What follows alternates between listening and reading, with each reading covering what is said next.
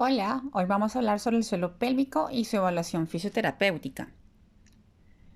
Tanto las técnicas manuales como instrumentales empleadas en la reeducación funcional del suelo pélvico han demostrado ser eficaces y eficientes en diversos estudios científicos. Sin embargo, para alcanzar estos resultados, la entrevista clínica y la valoración funcional debe constituir el primer paso de toda reeducación perineo-esfinteriana, puesto que a partir de los datos obtenidos se establecerán los objetivos de tratamiento fisioterapéutico en función de los cuales se seleccionarán las técnicas y parámetros más apropiados para cada caso clínico. La entrevista clínica y valoración del suelo pélvico comprende una serie de procedimientos cualitativos y cuantitativos que se valorarán desde el punto de vista funcional, los parámetros biomecánicos abdomino-pelvi-perineales. El protocolo de valoración fisioterapéutica del suelo pélvico va a comprender, en primer lugar, una anamnesis. Esta debe ser exhaustiva, seguida de una exploración física detallada de la región perineal y de la estática lumbo-abdomino-pélvica, que va a permitir valorar la existencia de incontinencia urinaria, el tipo de incontinencia y la causa de la misma. A su vez, la presencia de otras disfunciones asociadas, como los prolapsos de órganos pélvicos, disfunciones sexuales o la misma disuria, que la conocemos como el dolor durante la micción. Hablemos entonces de la anamnesis. La anamnesis constituye el primer paso de la valoración del suelo pélvico. Consistirá en un conjunto de cuestiones acerca de los datos administrativos del paciente, del cual es el motivo de la consulta, los antecedentes médicos y obstétricos, su profesión y actividades deportivas que realiza, así como las características de aquellos episodios de incontinencia que llega a padecer. Todas estas cuestiones deben de recogerse en un formulario protocolizado, que además de facilitar la valoración, resulta muy práctico para el análisis estadístico posterior de esos casos clínicos. En la mayoría de las ocasiones, una vez finalizada la anamnesis, ya se dispone de suficientes datos para identificar si el paciente sufre de una incontinencia urinaria de esfuerzo, mixta o de urgencia. El motivo de consulta más frecuente por el que una mujer suele consultar a un fisioterapeuta dentro del campo de la reeducación perineo-esfinteriana es sin duda la incontinencia urinaria, siendo el periodo posparto y menopáusico los de mayor incidencia. Estos datos se demuestran en la encuesta realizada por Wilson sobre 1.505 mujeres durante 3 meses después del parto con un porcentaje de 34.3%, mientras que el 47.6% de las mujeres tras la menopausia refirieron escapes involuntarios de orina, según Marineiro. En otras ocasiones, el motivo de consulta es un prolapso pélvico. Está presente en el 30% de las mujeres entre los 29 y los 59 años. Sin embargo, este tipo de disfunciones se asocian frecuentemente a dolores perineales, incontinencias fecales o disfunciones sexuales, que la paciente no suele referir inicialmente y que en cambio pueden suponer en ocasiones un mayor problema social y personal que la propia incontinencia urinaria. Para los antecedentes médicos obstétricos, dentro de estos, se deben de preguntar a la paciente acerca de diferentes aspectos que llegan a suponer un mayor riesgo perineal, como por ejemplo el número de embarazos y de partos, tipo de parto, vaginal o por cesárea, el uso de forceps o de ventosa, la duración de las fases de dilatación y el proceso expulsivo, desgarros o episiotomías perineales, episodios de incontinencias transitorias tras el parto. En el posparto inmediato se estima que el 50% de las mujeres con parto vaginal presentan una incontinencia urinaria de esfuerzo transitoria, que va a evolucionar hacia la regresión o curación espontánea en un 60-80% de los casos tras 2 meses del parto. Sin embargo, estas incontinencias transitorias son reflejo de una alteración perineal que representa un riesgo aumentado en un 2.5% de desarrollar incontinencia ulterior. Respecto a los antecedentes médicos, anotarán todos aquellos datos relativos a patologías y o cirugías ginecológicas, patologías neurológicas y o con denervación muscular, patologías respiratorias que provoquen una hipertensión intraabdominal de forma crónica, como puede ser la bronquitis crónica o las mismas alergias, patologías digestivas que cursen con estreñimiento crónico y patologías psicológicas. Otro dato de gran relevancia es el tipo de medicamentos que el paciente toma con frecuencia. Se deben tener en cuenta numerosos medicamentos que actúan sobre el sistema urinario inferior, como los diuréticos, los hipotensores, los vasodilatadores, los neurolépticos, miorrelajantes y los antidepresivos, estos pudiendo dificultar el éxito del tratamiento en fisioterapia. Dentro de la anamnesis, se debe preguntar acerca del tipo de actividad profesional que realiza la paciente, dado que todas aquellas profesiones en donde permanecen muchas horas de pie, y especialmente las que requieren del transporte de cargas, son las que suponen un mayor factor de riesgo perineal.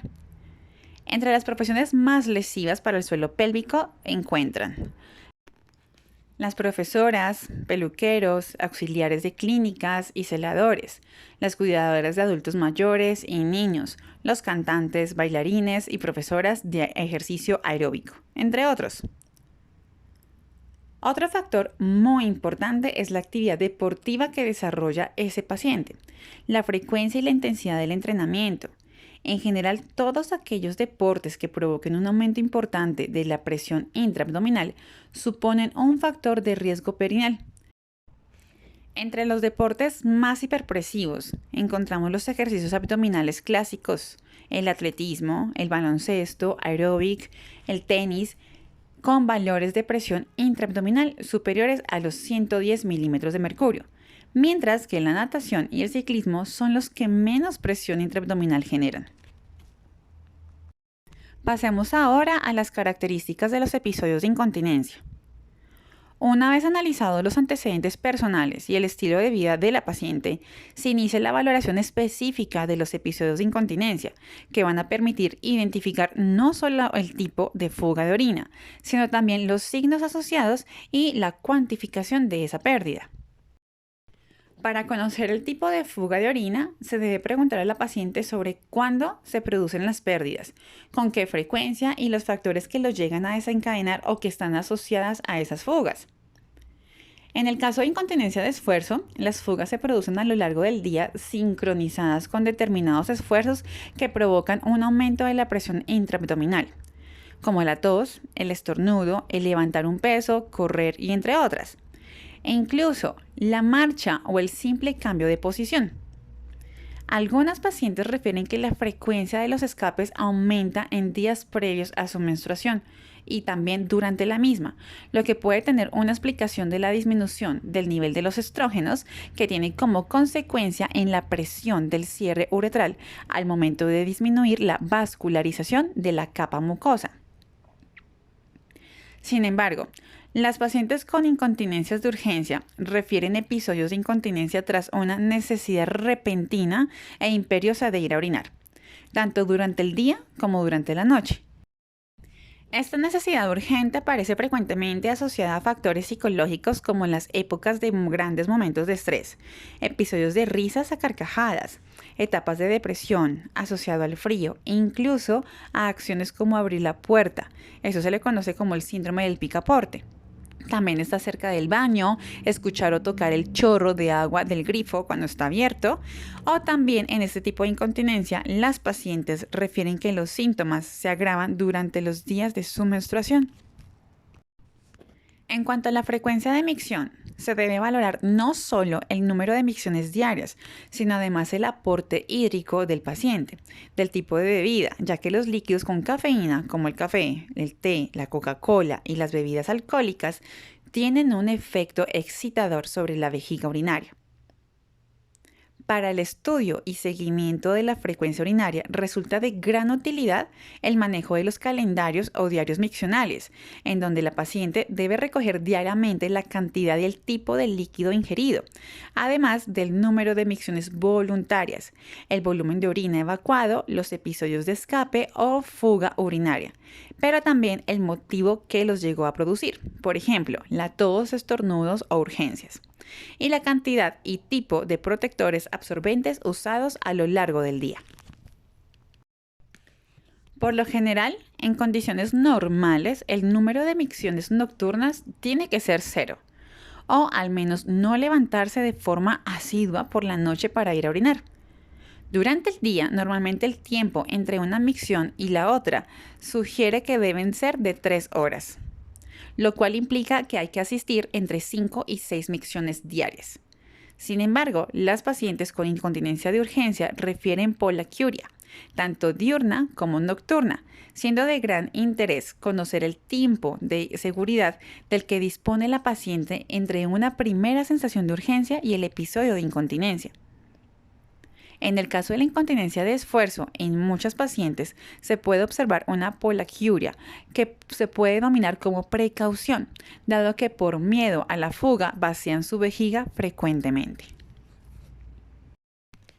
Dentro de los signos asociados, en ocasiones la mujer presenta interrupciones durante la micción, orinando en varias veces en vez de una sola.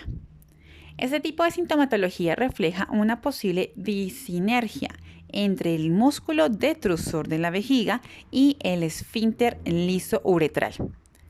En los casos de prolapsos de los órganos pélvicos, la paciente precisa a veces de una ayuda manual que produzca el prolapso y le permita orinar.